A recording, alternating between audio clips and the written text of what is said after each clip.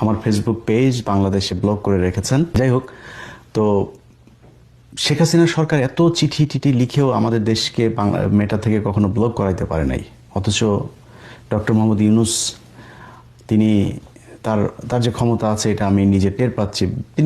তিনি তো ক্ষমতাশালী, এটা অস্বীকার করার কোনো কিছু নেই। এই যে আপনি বিভিন্ন জায়গায় বড় বড় অলিম্পিক সহ শান্তিতে নোবেল পাওয়া থেকে শুরু করে সবখানে এগুলো তার এমনি এমনি হয়নি।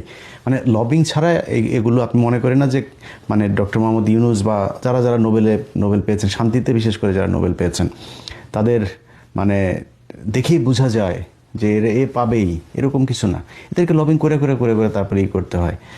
তো এই যে নোবেল পেয়েছেন এবং অন্যান্য কিছু করেছেন, এই যে আপনার যে ক্ষমতা এবং আমার উপরে আপনি যে ক্ষমতা প্রয়োগ করছেন, এটাতে আমি বুঝতে পারছি, দেশবাসীও বুঝতে পারছে যে আপনার অনেক ক্ষমতা আছে। কিন্তু ভাই, এই ক্ষমতাটা একটু আবুধাবিতে খাটান না ভাই। এই যে আপনি যে চেয়ারটায় বসেছেন না, ডক্টর মোহাম্মদ ইউনূস, আপনি পৃথিবীতে বিশাল কিছু হইতে পারেন, কিন্তু এটা সত্যি কথা বলি, বাংলাদেশের প্রেক্ষাপটে আপনি জীবনে কোনো জায়গায় এমপিও হইতে পারবেন না। এখনও নির্বাচনে দাঁড়ান, কি হবে আমি জানি না।